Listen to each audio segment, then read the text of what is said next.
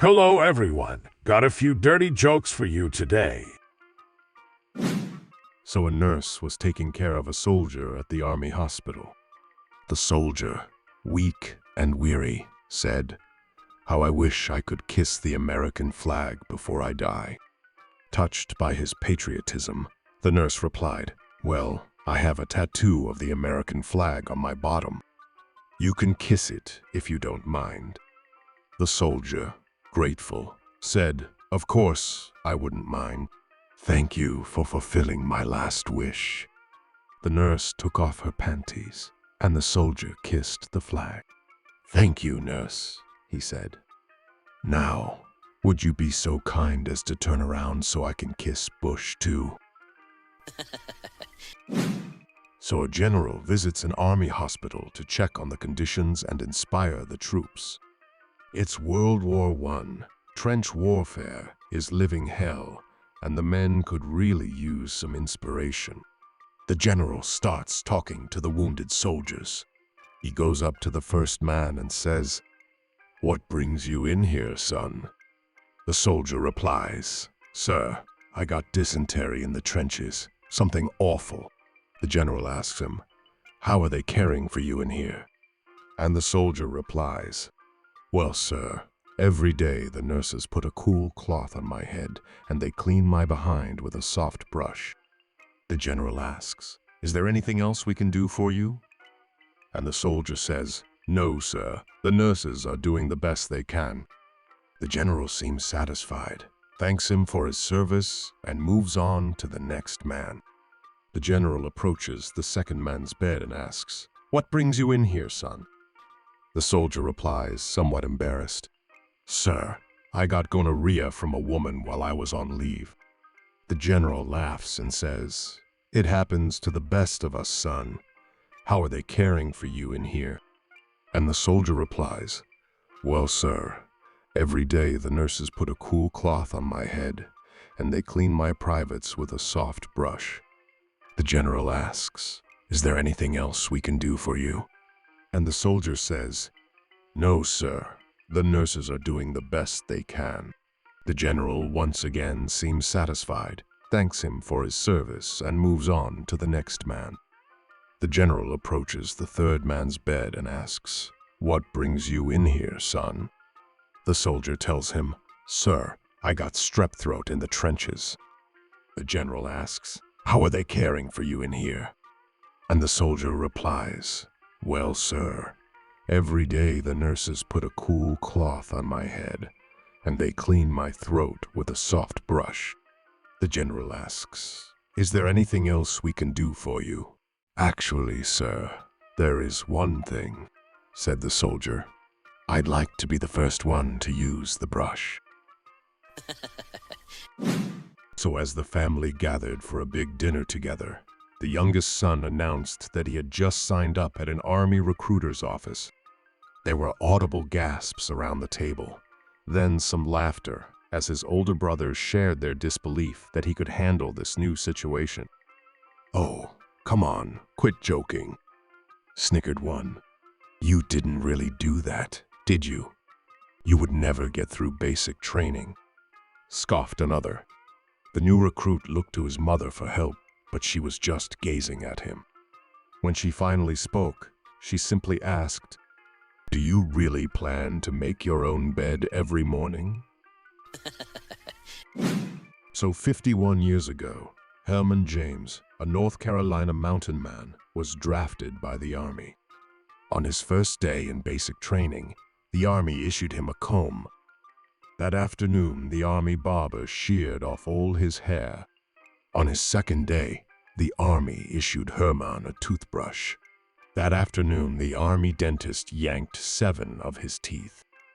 On the third day, the Army issued him a jockstrap. The Army has been looking for Herman for 51 years. So General Randolph, who commanded the Air Force, decided to pay a visit to his colleague General Marshall, the leader of the Army.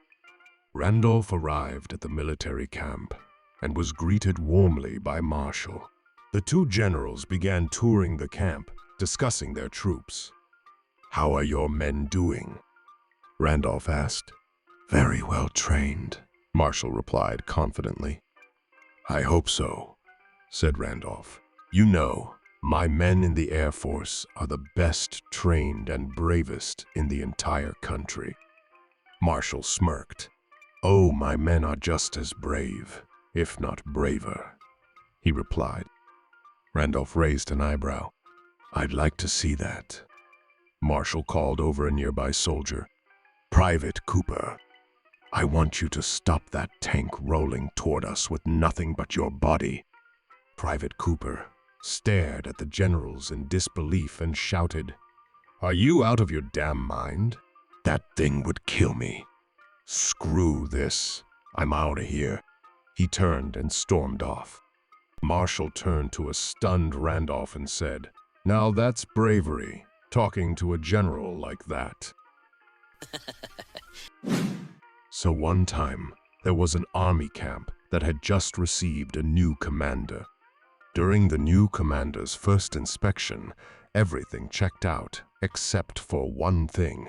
There was a camel tied to a tree on the edge of the camp. The commander asked what it was for. One of the soldiers who had been stationed there for a while explained that the men sometimes get lonely since there were no women around, so they have the camel. The commander let that go, but after a few weeks, he was feeling very lonely. He ordered the men to bring the camel into his tent. The men did, and he went to work on it. After about an hour, the commander came out, zipped up his pants, and said, "So, is that how the other men do it?" One of the men responded, "No, we usually just use the camel to ride into town." So, two new Army paratrooper recruits were talking about their first time jumping out of a plane. The first soldier asked, "So how did the jump go today?" The second soldier said, "Well, we were up there with the door open, and I could see the earth speeding by thousands of feet below me. I looked at the jump master and told him I just couldn't do it. Then he looked me dead in the eye and said, 'If you don't jump out of this plane, I'm going to stick my boot directly up your ass.'" The first soldier asked, "Well, did you jump?" The second soldier said, "Yeah, a little at first." So a woman asked an army general, "When was the last time you made love to a woman?" The general replied, 1956. "Surprised?" the woman exclaimed, 1956? "That long? Come with me, and I'll make your night unforgettable." They went back to her place and made passionate love for over an hour. Afterwards, while cuddling, the woman said, "Well, you certainly haven't forgotten anything since 1956. The general, looking confused, replied, "I sure hope not. It's only 21:30 now." So an old Wild West fort is about to be attacked. The wild old general sends for his trusty Native American scout. "You must use all your 30 years of skill in trying to estimate the sort of army we are up against here." The trusty scout lies down and puts his ear to the ground. "Large war party," he says. "Maybe 300 braves, 4 chiefs, 2 on black stallions, 2 on white stallions. All have war paint. Many, many guns. Medicine men are also with them." "Good grief," exclaims the general. "You can tell all of that just by listening to the ground?" "No," he replies. "I can see under the gate." So a mother was visiting her son on an army base and chatted with a colleague of his. "What rank are you?" she asked. "I'm relieved to say that I've just been promoted from captain to major," he replied. "Why relieved?" she asked. "Because," he replied, "my last name is Hook." So a long time ago, Britain and France were at war. During one battle, The French captured a British colonel. They took him to their headquarters, and the French general began to question him. Finally, as an afterthought, the French general asked, "Why do you British officers all wear red coats? Don't you know the red material makes you easier targets for us to shoot at?" In his casual, matter-of-fact way, the officer informed the general that the reason British officers wear red coats is so that if they are wounded, the blood won't show and the men they are leading won't panic. And that is why, from that day forward, all French army officers wear brown trousers. So a Scotsman is sitting in a bar in Cuba, minding his own business, when a man with a large black beard walks in. The man orders a shot of whiskey. The bartender serves him. The man downs the drink and starts heading for the door. The bartender calls out, "Hey, aren't you going to pay for that?" The man replies, "Excuse me, Castro's army." The bartender nods and says, "All right then," and the man leaves. A few minutes later, another man with a large black beard comes in, orders a shot of whiskey, drinks it, and heads for the door. Again, the bartender asks, "Hey, aren't you going to pay for that?" The man says, "Excuse me, Castro's army." The bartender nods, "All right then," and lets him go. The Scotsman, seeing this, gets an idea. He walks up to the bar, orders a shot of whiskey, drinks it, and starts to leave. The bartender shouts, "Hey, aren't you gonna pay for that?" The Scotsman smirks and says, "Excuse me, Castro's army." The bartender looks him up and down and says, "Where's your big black beard?"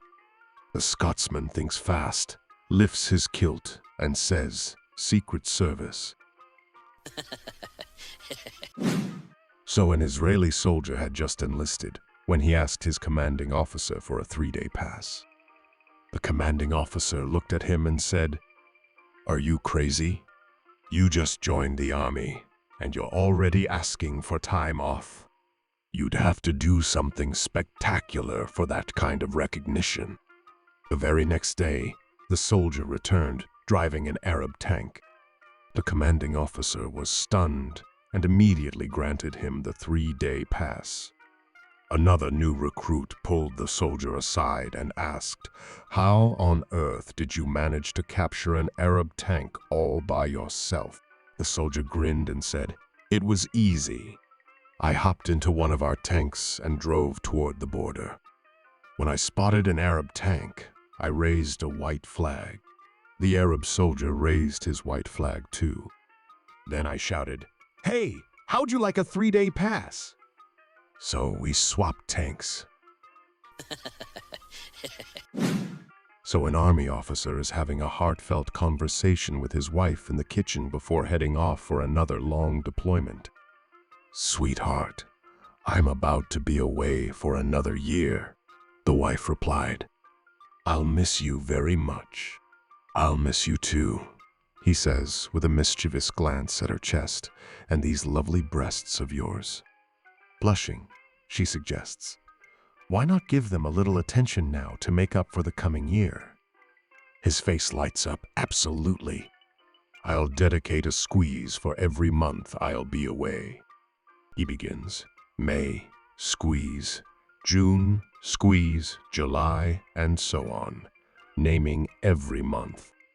Suddenly, he notices their 10-year-old son, Michael, standing beside them. Hastily retracting his hands, the wife exclaims, "Oh my goodness, Michael, when did you get here?" After a moment of thoughtful silence, the kid responds, Mid-September?" So two good old friends, Mick and Paddy, were recently promoted from privates to lance corporals. As they were out for a walk, Mick noticed the NCO club nearby and said, "Hey, Paddy, there's the NCO club. Let's you and me step in." Paddy hesitated, "But we're only privates." Mick pointed to his new stripe and said, "We're lance corporals now, Paddy. Let's have a drink." Reluctantly, Patty followed him inside. Mick sat down and ordered a drink while Patty still felt uncertain. Mick reassured him. "We're Lance Corporals now, Patty. Relax and enjoy yourself." Soon enough, an army lass approached Mick. "You're cute," she said, "and I'd like to date you, but I've got a bad case of gonorrhea." Mick pulled his friend aside and whispered, "Patty, go look in the dictionary and see what gonorrhea means. If it's okay, give me the okay sign." Patty went to look it up, and upon finding the definition, he returned to give Mick a big thumbs up. 3 weeks later, Mick found himself in the infirmary with a terrible case of gonorrhea. Mick confronted Patty. "Why did you give me the thumbs up?" Patty replied, "Well, Mick, in the dictionary, it said gonorrhea affects only the privates, and we're Lance Corporals now." So one day, the U.S. military decided to take a poll to see how the different branches handle a specific situation, in this case, a scorpion in a service member's tent. One representative from each major branch is selected, and each answers privately. The question was a simple one. There is a scorpion in your tent. What do you do? Army men replied, "I would crush it with my boot and throw it outside." The Navy replied, "I would pick it up by the tail and throw it outside."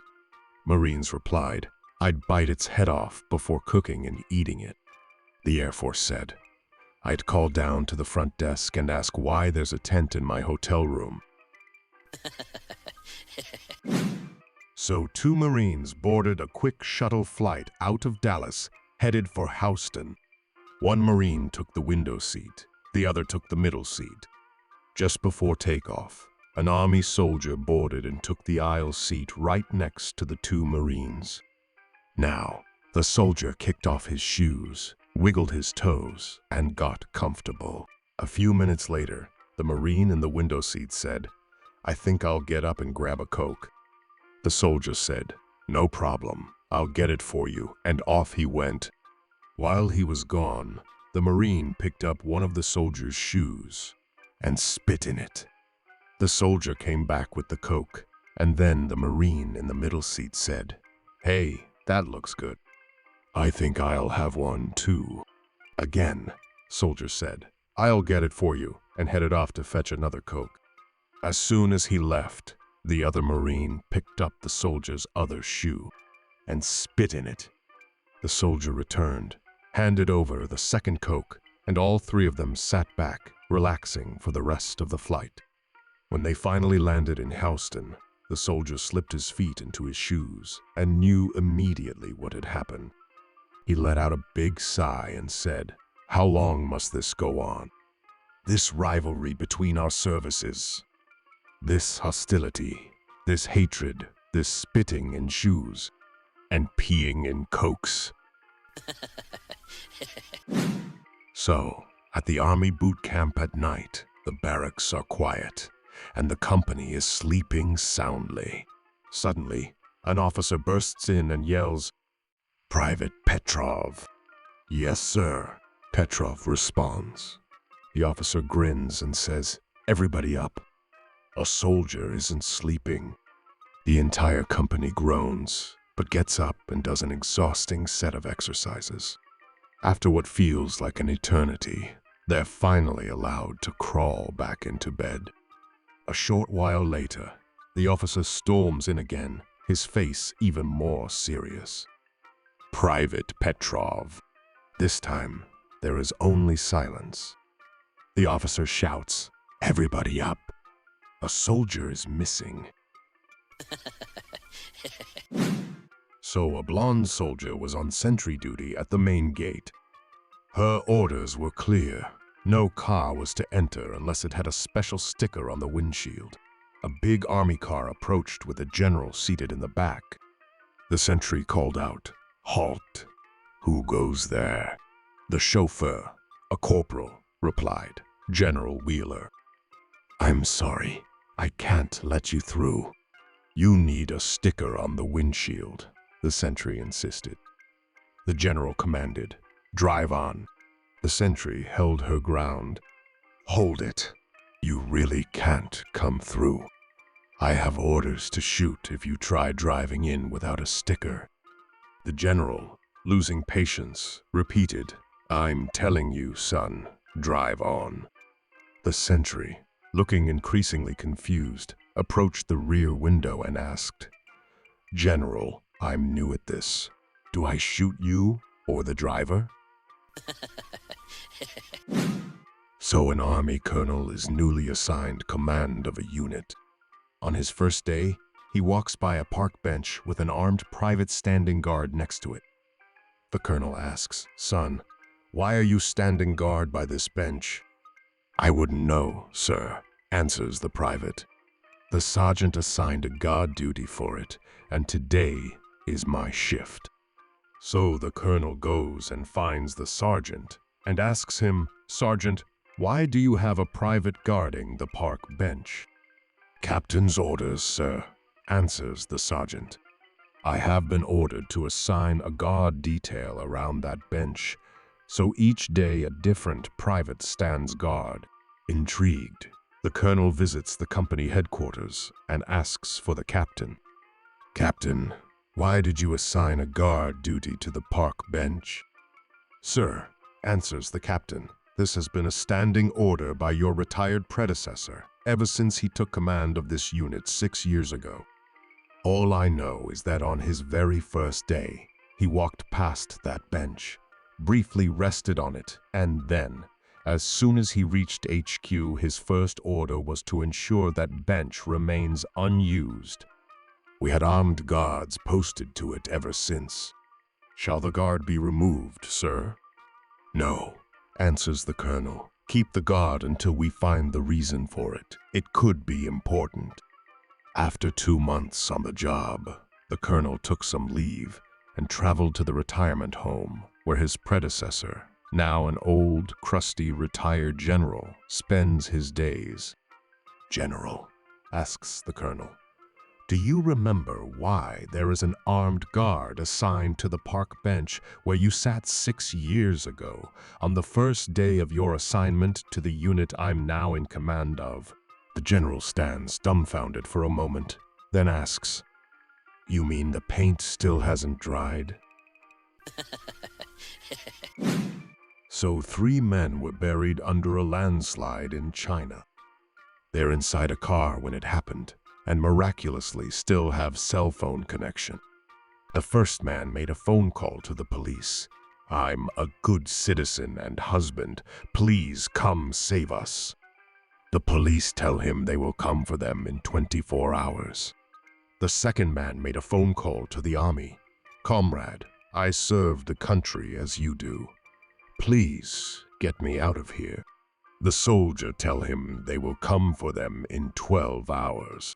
The final man made a phone call to someone and made a whisper which the other 2 men can't hear. Within an hour, the men were dug out and rescued. A group of police officers walks up to the weary men and asked, "All right, which one of you said Taiwan is a country?"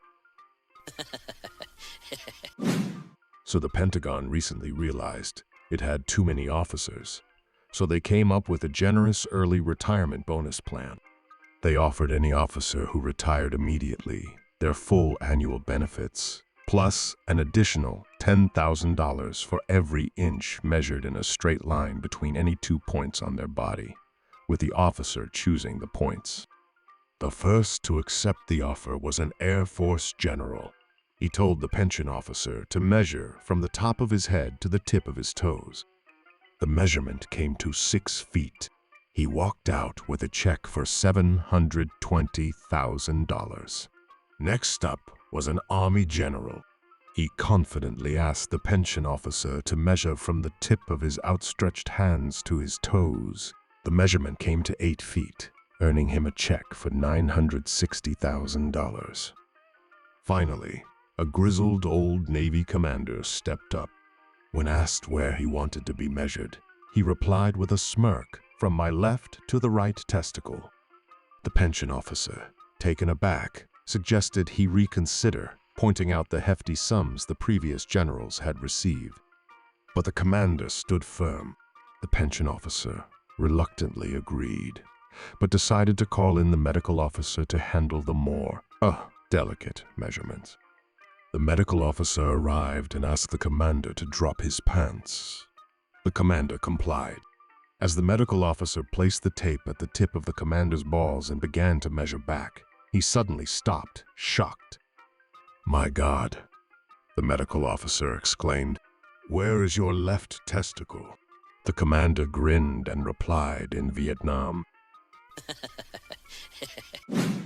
So, a retired Army general moves into a new apartment after quitting service. Over the next few weeks, his new neighbors realized that on the weekends he would return to his apartment at 2 a.m. very drunk. Once inside, he would proceed to remove his left boot and unceremoniously slam it on the floor with a loud thud. Then, as if trying to outdo himself, he would remove his right boot and slam it on the floor with even more force, causing a thunderous bang that reverberated throughout the building. The poor neighbors, many of whom had young children, were consistently being woken up by this cacophony. Concerned about their sleep and well-being, they decided to band together and address the issue with the general directly. One sunny morning, a delegation of neighbors approached the general's door and knocked politely. The door opened, and they were greeted by the imposing figure of the retired Army general. "Mr. General, sir, we want to start by expressing our gratitude for your dedicated service to our country, and we are honored to have you living among us," the neighbors began. The general thanked them graciously. They continued, "Sir, we understand that your years of service must have taken a toll on you, and we want nothing more than for you to enjoy a peaceful retirement. However, we kindly ask if you could please refrain from slamming your boots on the floor in the middle of the night when you return home on weekends. It's disrupting our sleep and causing quite a commotion." The general, surprised and apologetic, responded, "I didn't realize my actions were causing such distress. I'm truly sorry for the inconvenience I've caused, and I promise it won't happen again." The neighbors thanked him and went back to their homes, hopeful that the issue had been resolved. The following weekend, the general came home intoxicated once more. As he sat on his bed, he remembered the conversation he had with his neighbors. He removed his left boot and slammed it on the floor, but as he held his right boot in hand, a moment of clarity struck him. "Wait a minute. This is what they were talking about, isn't it?" he muttered to himself in his drunken haze. He decided to be considerate and gently placed the right boot next to the left one before heading to bed. An hour or so later, the general was awoken by the incessant ringing of his doorbell and vigorous knocking on his door.